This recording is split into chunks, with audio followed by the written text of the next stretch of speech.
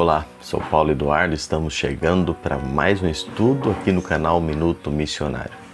Agradecendo a Deus por mais essa oportunidade e a você que está aí do outro lado, sempre nos acompanhando, seja muito bem-vindo. Você que é novo por aqui, é um prazer te receber aqui e desde já, se não é inscrito, te convido a inscrever-se no canal. Se inscreva, nós sempre temos estudos bíblicos todos os dias aqui neste canal Minuto Missionário. Vamos lá para mais um estudo?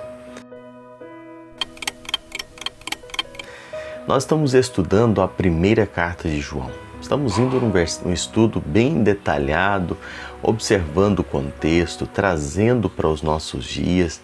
E hoje nós estamos aqui ainda no versículo 1 e 2 do capítulo 2, onde João diz: filhinhos meus, estas coisas vos escrevo para que não pequeis. Se todavia alguém pecar, temos advogado junto ao Pai, Jesus Cristo, o justo.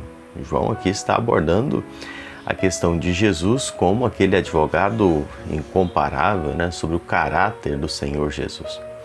Algo que chama atenção nesse texto de João é a forma com que ele se dirige a quem estaria recebendo esta carta. Ele chama eles de filhinhos, seus filhinhos na fé, meus filhinhos. Isso mostra amor para com quem iria receber a carta e ao mesmo tempo também autoridade. Essa expressão meus filhinhos aqui era uma palavra carinhosa para dirigir, alguém por quem se tinha muito afeto. É como se ele estivesse usando aquela expressão para uma criancinha, para alguém que ele tem um profundo amor, um profundo afeto e que também exercia um papel de autoridade sobre essas pessoas. Então ele diz: olha, meus filhinhos.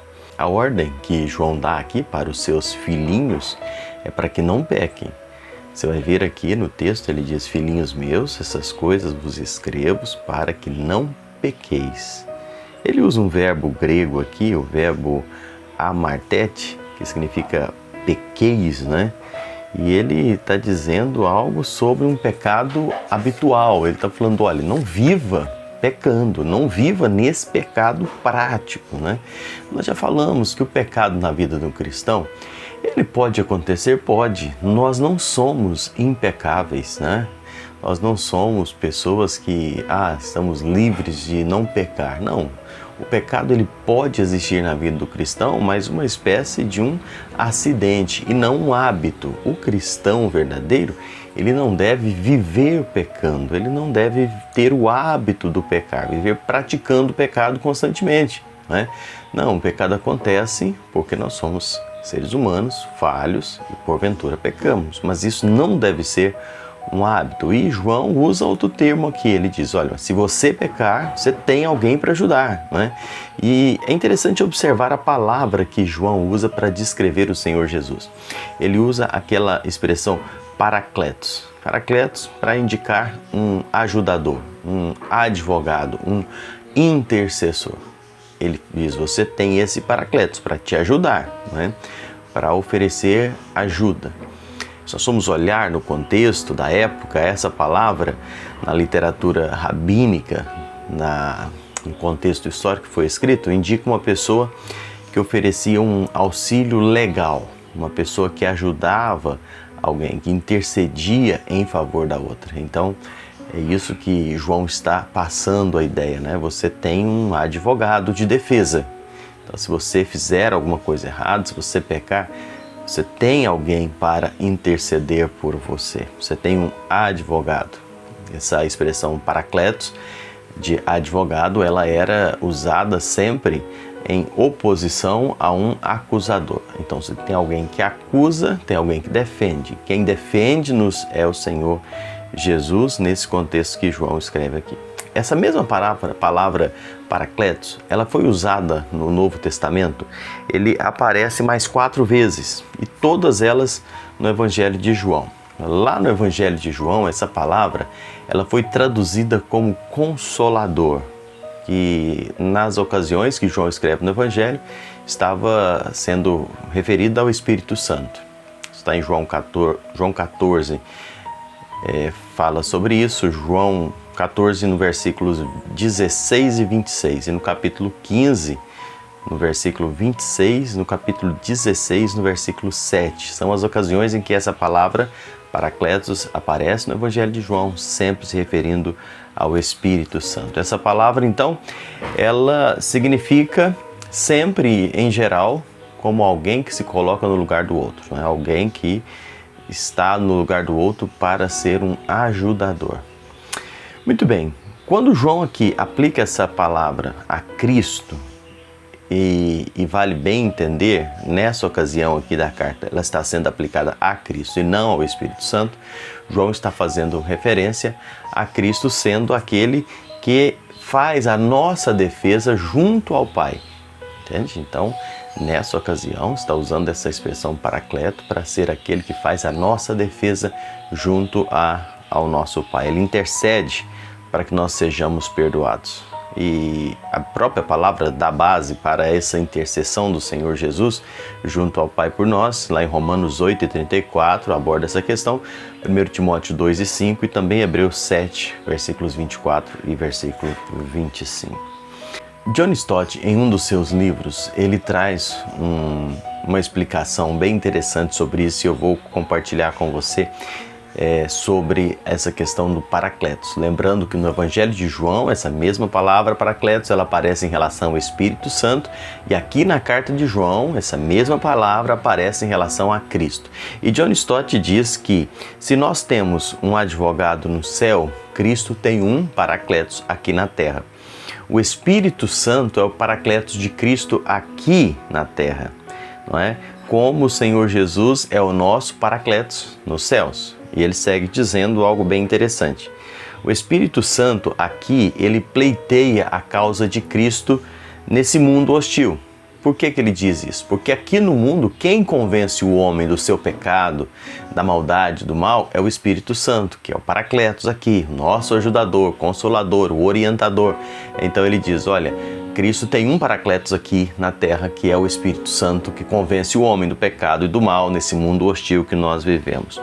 E nós temos Cristo, que é o Paracletos lá nos céus, ou seja, aquele que, junto ao Pai, nos defende, pleiteia a nossa causa contra o nosso acusador. O próprio Apocalipse 20:10 fala que ele é o acusador, não é?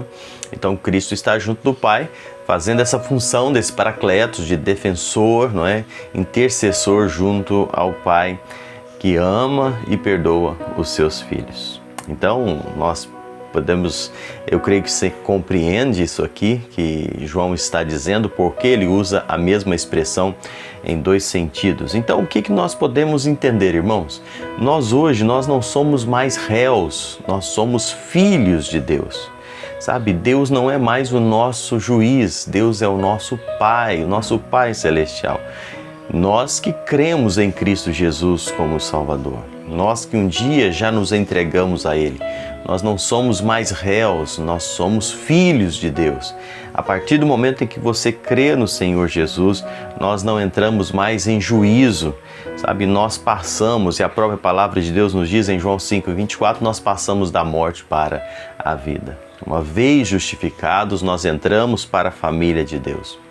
E se nós pecarmos, nós não precisamos de uma nova justificativa, nós precisamos apenas de um perdão de um Pai que nos ama. E é isso que João está expressando aqui para nós. E vale dizer que o Senhor Jesus, ele justifica. E João usa essa expressão, né? Jesus Cristo, o justo. Falando do seu título, né, do Senhor Jesus, João usa aqui algumas expressões interessantes. Ele indica a natureza humana, Jesus, ele fala do seu ofício messiânico, que é o Cristo, e ele fala do seu caráter, que é o justo. Então, João fala nesse versículo da humanidade, do ofício messiânico e do caráter perfeito do Senhor Jesus. Jesus Cristo, o justo. Ele é justo. Ele veio morrer pelos injustos. Senhor Jesus, sendo justo, ele morreu por nós, quando nós ainda éramos pecadores. Depois você leia Romanos 5, versículos de 6 a 11, e lá na primeira carta de Pedro, capítulo 3 e o versículo 18. Jesus sendo justo, Jesus pode comparecer diante de Deus para nos defender dos nossos pecados. Que bom saber que nós temos esse advogado junto ao Pai. Que bom saber que nós temos esse intercessor, esse Paracletos, aquele que intercede por nós junto ao Pai. Então, se você ainda não tem como Senhor e Salvador da sua vida, aproveite essa oportunidade, se entregue a Ele, receba-o como seu Senhor, como seu Salvador. Será a coisa mais importante que você vai fazer na sua vida. Se você já fez, você já é filho de Deus, você tem esse Pai que está pronto para conceder perdão.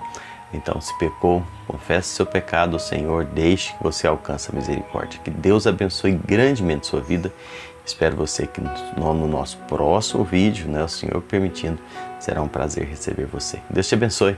Fique aí desfrutando sempre a doce paz do Senhor e eu espero você no nosso próximo encontro.